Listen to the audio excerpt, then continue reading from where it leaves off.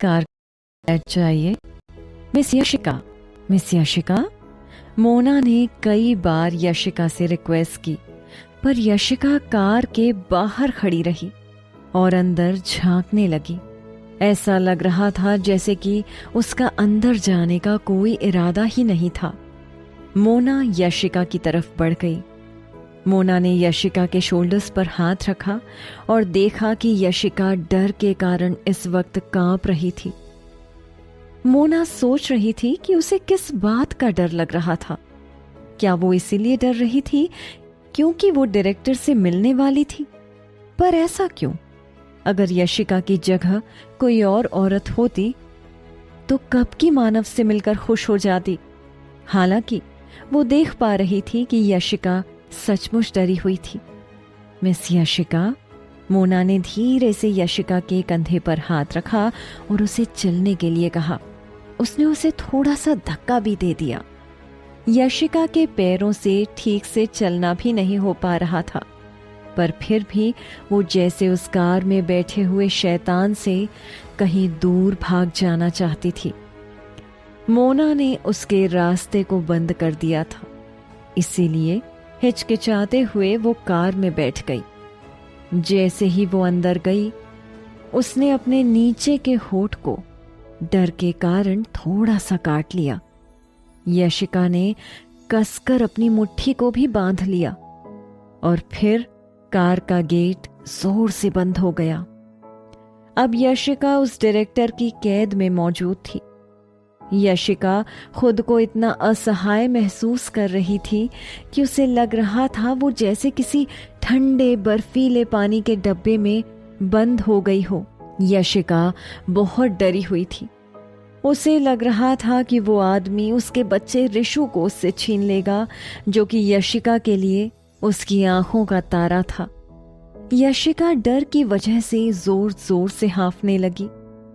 यशिका ने अपना सर झुकाकर ही रखा था। उस वक्त वो उस आदमी को देखने की हिम्मत नहीं कर पा रही थी। उसका दिल तेजी से धड़कने लगा। मानव को देखकर वो घबरा गई। उसका शरीर अचानक से ठंडा पड़ गया। ये आदमी वो कैसे हो सकता था? ये वही घमंडी आदमी था जिसने 6 साल पहले उस रात उसके साथ बिताई थी। क्या कल भी उसके साथ यही आदमी था? यशिका का अंदाजा सही था। उसे कुछ याद नहीं था कि कल रात उसके साथ क्या हुआ था, पर यशिका ने उस आदमी के शरीर से आने वाली खुशबू को पहचान लिया था। डायरेक्टर आपको देखना चाहते हैं। सेक्रेटरी मोना के इन शब्दों को याद करके यशिका का दिल सहम गया। वो आखिर उसे क्यों देखना चाहता था?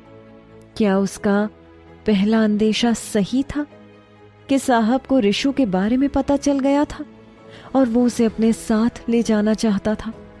इस बात को सोचकर यशिका बहुत डर गई थी। कार में उस बॉल पॉइंट पेन के पेपर पर चलने की आवाज के अलावा कोई आवाज या हलचल नहीं आ रही थी। उस माहौल में यशिका का दम घुट रहा था। घबराहट की वजह से यशिका को पसीना आने लगा। उसकी हथेलियां पसीने से भर गईं। यशिका ने अपना मुंह खोला, पर फिर उसे महसूस हुआ कि उस आदमी के बारे में वो कुछ नहीं जानती थी। उसके साथ फिजिकल रिलेशनशिप होने के बाद भी यशिका को उसका नाम तक नहीं पता था। यशिका ने अपनी आंखें बंद कर लीं और कहने लगी, मिस्टर डायरेक्टर। यशिका यह बोलना खत्म करती इससे पहले ही मानव ने उसे अपनी गोद में खींच लिया। यशिका इस हरकत से हैरान रह गई। उसने अपना सर उठाया और फिर वो मानव की आंखों में देखने लगी। मानव हंसने लगा और उसने यशिका के चेहरे को जोर से पकड़ लिया और उसकी आंखों में देखने लगा। मानव ने महंगी ब्लैक शर्ट और पैंट पहना था। शर्ट के ऊपर की बटन खुली हुई थी। उसकी कदकाठी में लंबे होने और कसा हुआ बदन होने के कारण ऐसा लग रहा था कि कार में बहुत कम जगह बची थी। हालांकि उसकी कार में काफी जगह थी। उसकी कार का अंदर का माहौल किसी राजसी महल की तरह था। यशिका उसे ऊपर से नीचे तक घूरने लगी। यशिका जोर जोर से सांस लेने लगी। क्या वो उसका सचमुच 6 साल पहले वाला साहब था?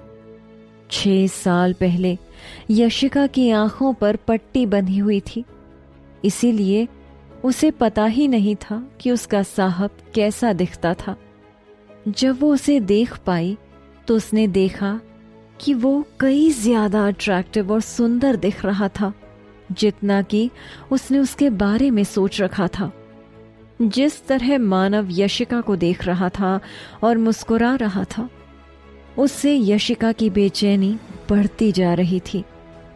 मानव ने दिलचस्पी से यशिका के चेहरे पर डर और हैरानी के भाव पड़े। यशिका शांत और उससे भी ज्यादा डरी हुई लग रही थी। उसके भोले भाले हाव भाव मनमोहक लग रहे थे। यशिका कोई दिखावा नहीं कर रही थी। यशिका की सुंदरता देखकर मानव का मन कर रहा था कि वो उसकी बहुत तारीफ करे। न जाने क्यों उसके हाव भाव मानव को अपनी ओर अट्रैक्ट कर रहे थे। यशिका बता सकती थी कि वो किसी बात को बहुत गहराई से सोच रहा था। यशिका ने अपनी आंखें बंद कर ली। मानव ने देखा शर्म की वजह से यशिका की आंखें फड़फड़ा रही थीं। यशिका ने अपने दोनों हाथ को एक साथ मिलाकर अपना चेहरा ढक लिया। यशिका बहुत सहमी हुई सी दिख रही थी। यशिका को देखकर मानव को वो सब याद आ गया जो कल रात उनके बीच हुआ था। यशिका की मासूमियत और सुंदर शरीर को देखकर मानव एक्साइटेड हो रहा था। मानव यशिका को पा लेना चाहता था। मानव चाहता था कि उसी समय वही वो यशिका को अपनी बाहों में भरकर उसे प्यार करे। यशिका ने अपने छोटे से हाथों से ही मानव को जोर से धक्का दिया। यशिका ने उसे रोकने की बहुत कोशिश की, पर मानव पर कोई असर नहीं हुआ। वो रुकना नहीं चाहता था। यशिका कुछ सोचने लगी। यशिका का चेहरा लाल हो गया। यशिका के हाव भाव बहुत अजीब से होने लगे थे। यशिका को कुछ समझ नहीं आ रहा था कि वो कैसे रिएक्ट करे। मानव को पूरा यकीन था कि यशिका बनावटी नखरे नहीं कर रही थी। ऐसे हाव भाव इतनी देर तक नहीं बनाए जा सकते। मानव ने खुद से कहा, क्या ये लड़की 6 साल बाद भी अब तक एक औरत की तरह नहीं बन पाई है? पर वो इससे बहुत खुश था।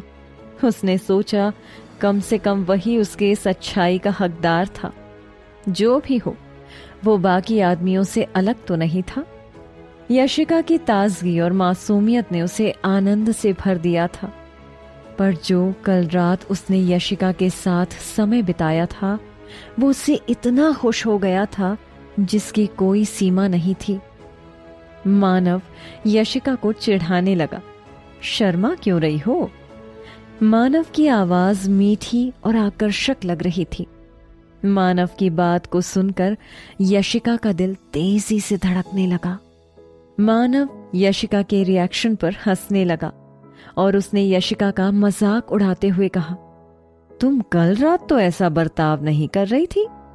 मानव ने प्यार से उसकी कमर को छुआ और फिर उसने यशिका को अपनी बाहों में भर लिया। यशिका ने जल्दी से मानव का हाथ पकड़ लिया और कहा, रुको रुको। मानव अपनी सुलगती हुई आंखों से यशिका को देखने लगा। रुको, ये सब बंद करो। यशिका ने मानव को मना किया। बाकी औरतों की तरह वो कोई ढोंग नहीं कर रही थी। तुमने कल रात तो ऐसा कहा ही नहीं, मानव ने यशिका को चिढ़ाते हुए कहा। यशिका डर गई और उसने शर्म से अपना सर झुका लिया। यशिका पीछे हटने की कोशिश करने लगी। उसकी पकड़ से बाहर निकलने का यशिका को कोई रास्ता नहीं नजर आ रहा था। यशिका घबराने लगी और उसने धीरे से कहा, सॉरी, कल रात जो कुछ हुआ वो गलती से हुआ। मुझे नहीं पता कल रात क्या हुआ मेरे साथ। मुझे माफ कर दीजिए। कल रात मैंने आपको परेशान तो नहीं किया? मानव ने कहा, मैं तो बहुत खुश हो गया। यशिका ने नजरें उठाई और देखा उसके सामने एक चेक रखा हुआ था और उसके नीचे मानव के सिग्नेचर भी थे। कुछ पल के लिए यशिका हैरान रह गई और वो समझ नहीं पा रही थी कि मानव ने ऐसा क्यों किया था।